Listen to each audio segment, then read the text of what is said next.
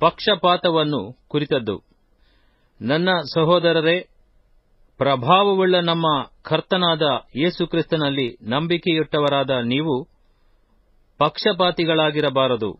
ಹೇಗೆಂದರೆ, ಒಬ್ಬ ಮನುಷ್ಯನು ಚಿನ್ನದ ಉಂಗುರವನ್ನು ಶೋಭಾಯಮಾನವಾದ ವಸ್ತ್ರಗಳನ್ನು ಹಾಕಿಕೊಂಡು ನಿಮ್ಮ ಸಭಾಮಂದಿರದೊಳಗೆ ಬರಲು ಮತ್ತು ಒಬ್ಬ ಬಡ ಮನುಷ್ಯನು ಹೀನವಾದ ಬಟ್ಟೆ ಹಾಕಿಕೊಂಡು ಬರಲು ನೀವು ಶೋಭಾಯಮಾನವಾದ ವಸ್ತ್ರಗಳನ್ನು ಧರಿಸಿಕೊಂಡಿರುವವನನ್ನು ಮರ್ಯಾದೆಯಿಂದ ನೋಡಿ ಅವನಿಗೆ, ನೀವು ಇಲ್ಲಿ ಈ ಸುಖಾಸನದ ಮೇಲೆ ಕೂತುಕೊಳ್ಳಿರಿ ಎಂತಲೂ, ಆ ಬಡ ಮನುಷ್ಯನಿಗೆ, ನೀನು ಅಲ್ಲಿ ನಿಂತುಕೋ, ಇಲ್ಲವೇ ನನ್ನ ಕಾಲ್ಮಣೆಯ ಹತ್ತಿರದ ನೆಲದ ಮೇಲೆ ಕೂತುಕೋ ಎಂತಲೂ ಹೇಳಿದರೆ, ನೀವು ನಿಮ್ಮಲ್ಲಿ ಭೇದ ಮಾಡುವವರಾಗಿ ಅನ್ಯಾಯವಾದ ತೀರ್ಪನ್ನು ಮಾಡುವವರಾದಿರಲ್ಲ.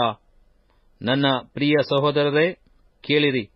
ದೇವರು ಲೌಕಿಕ ವಿಷಯದಲ್ಲಿ ಬಡವರಾಗಿರುವವರನ್ನು ಆದುಕೊಂಡು ಅವರು ನಂಬಿಕೆಯಲ್ಲಿ ಐಶ್ವರ್ಯವಂತರಾಗಿಯೂ ತನ್ನನ್ನು ಪ್ರೀತಿಸುವವರಿಗೆ ತಾನು ವಾಗ್ದಾನ ಮಾಡಿದ ರಾಜ್ಯಕ್ಕೆ ಬಾಧ್ಯರಾಗಿಯೂ ಇರಬೇಕೆಂದು ನೇಮಿಸಲಿಲ್ಲವೋ? ನೀವಾದರೋ ಬಡವರನ್ನು ಅವಮಾನಪಡಿಸಿದ್ದೀರಿ.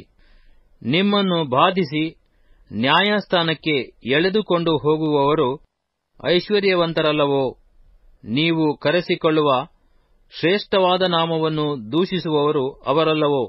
ಆದರೂ ಶಾಸ್ತ್ರಕ್ಕೆ ಸರಿಯಾಗಿ ನಿನ್ನ ನೆರೆಯವನನ್ನು ನಿನ್ನಂತೆಯೇ ಪ್ರೀತಿಸಬೇಕೆಂಬ ರಾಜಾಜ್ಞೆಯನ್ನು ನೀವು ನೆರವೇರಿಸುತ್ತಿದ್ದರೆ ನೀವು ಒಳ್ಳೆಯದನ್ನು ಮಾಡುವವರು.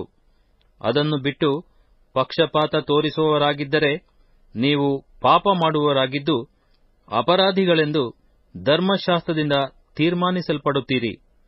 ಯಾಕಂದರೆ ಯಾವನಾದರೂ ಧರ್ಮಶಾಸ್ತ್ರವನ್ನೆಲ್ಲ ಕೈಕೊಂಡು ನಡೆದು ಒಂದೇ ಒಂದರಲ್ಲಿ ತಪ್ಪಿದರೆ ಅವನು ಎಲ್ಲಾ ವಿಷಯದಲ್ಲಿಯೂ ಅಪರಾಧಿಯಾಗುತ್ತಾನೆ.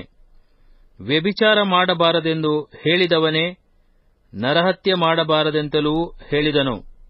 ಆದ ಕಾರಣ ನೀನು ವ್ಯಭಿಚಾರ ಮಾಡದೇ ಇದ್ದರೂ ನರಹತ್ಯೆ ಮಾಡಿದರೆ ಧರ್ಮ ಪ್ರಮಾಣವನ್ನು ಮೀರಿದವನಾದಿ. ನೀವು ಬಿಡುಗಡೆಯನ್ನುಂಟು ಮಾಡುವ ಧರ್ಮ ಪ್ರಮಾಣದ ಪ್ರಕಾರ ತೀರ್ಮಾನವನ್ನು ಹೊಂದತಕ್ಕವರೆಂದು ಮಾತಾಡಿರಿ, ನಡೆಯಿರಿ.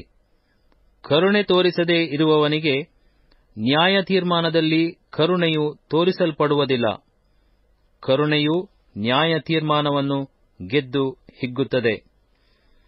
ನಂಬಿಕೆ ಮಾತ್ರವೇ ಸಾಲದು, ನಡತೆಯೂ ಬೇಕೆಂಬ ಬೋಧೆ. ನನ್ನ ಸಹೋದರರೇ, ಒಬ್ಬನು ತನಗೆ ನಂಬಿಕೆಯುಂಟೆಂದು ಹೇಳಿಕೊಂಡು ತಕ್ಕ ಕ್ರಿಯೆಗಳಿಲ್ಲದವನಾಗಿದ್ದರೆ ಪ್ರಯೋಜನವೇನು? ಅಂಥ ನಂಬಿಕೆಯು ಇವನನ್ನು ರಕ್ಷಿಸುವುದೋ? ಒಬ್ಬ ಸಹೋದರನಿಗೆ ಇಲ್ಲವೇ ಒಬ್ಬ ಸಹೋದರಿಗೆ ಬಟ್ಟೆಯೂ ಆ ದಿನದ ಆಹಾರವೂ ಇಲ್ಲದೆ ಇರುವಾಗ ನಿಮ್ಮಲ್ಲಿ ಒಬ್ಬನು ಅವರಿಗೆ ದೇಹಕ್ಕೆ ಬೇಕಾದದ್ದನ್ನು ಕೊಡದೆ ಸಮಾಧಾನದಿಂದ ಹೋಗಿರಿ, ಬೆಂಕಿ ಕಾಯಿಸಿಕೊಳ್ಳಿ, ಹೊಟ್ಟೆ ತುಂಬಿಸಿಕೊಳ್ಳಿ ಎಂದು ಬರೀ ಮಾತು ಹೇಳಿದರೆ ಪ್ರಯೋಜನವೇನು? ಹಾಗೆಯೇ ಕ್ರಿಯೆಗಳಿಲ್ಲದಿದ್ದರೆ ನಂಬಿಕೆಯು ತನ್ನಲ್ಲಿ ಜೀವವಿಲ್ಲದ್ದು. ಹೀಗಲ್ಲವಾದರೆ ಒಬ್ಬ ಮನುಷ್ಯನು, ನಿನಗೆ ನಂಬಿಕೆಯುಂಟು, ನನಗೆ ಕ್ರಿಯೆಗಳುಂಟು, ನಾನು ನನ್ನ ಕ್ರಿಯೆಗಳ ಮುಖಾಂತರ ನನ್ನ ನಂಬಿಕೆಯನ್ನು ನಿನಗೆ ತೋರಿಸುತ್ತೇನೆ, ನೀನು ಕ್ರಿಯೆಗಳಿಲ್ಲದೆ ನಿನ್ನ ನಂಬಿಕೆಯನ್ನು ನನಗೆ ತೋರಿಸು ನೋಡೋಣ ಎಂದು ಹೇಳುವನಲ್ಲವೇ? ದೇವರು ಒಬ್ಬನೇ ಎಂದು ನೀನು ನಂಬುವವನು. ಹಾಗೆ ನಂಬುವುದು ಒಳ್ಳೆಯದು. ದೆವ್ವಗಳು ಕೂಡ ಹಾಗೆಯೇ ನಂಬಿ ಹೆದರಿ ನಡುಗುತ್ತವೆ. ಅಪ್ರಯೋಜಕನೇ, ಕ್ರಿಯೆಗಳಿಲ್ಲದ ನಂಬಿಕೆಯು ವ್ಯರ್ಥವಾಗಿದೆ ಎಂಬುದಕ್ಕೆ ದೃಷ್ಟಾಂತ ಬೇಕೋ? ನಮ್ಮ ಪಿತೃವಾದ ಅಬ್ರಹಾಮನು ಇಸಾಕನೆಂಬ ತನ್ನ ಮಗನನ್ನು ಯಜ್ಞವೇದಿಯ ಮೇಲೆ ಅರ್ಪಿಸಿದಾಗ ನೀತಿವಂತನೆಂಬ ನಿರ್ಣಯವನ್ನು ಹೊಂದಿದ್ದು ಕ್ರಿಯೆಗಳಿಂದಲ್ಲವೇ? ಅವನ ನಂಬಿಕೆಯು ಕ್ರಿಯೆಗಳೊಂದಿಗೆ ಪ್ರವರ್ತಿಸಿ ಆ ಕ್ರಿಯೆಗಳಿಂದಲೇ ಸಿದ್ಧಿಗೆ ಬಂತೆಂಬುದು ಕಾಣಬರುತ್ತದಲ್ಲ.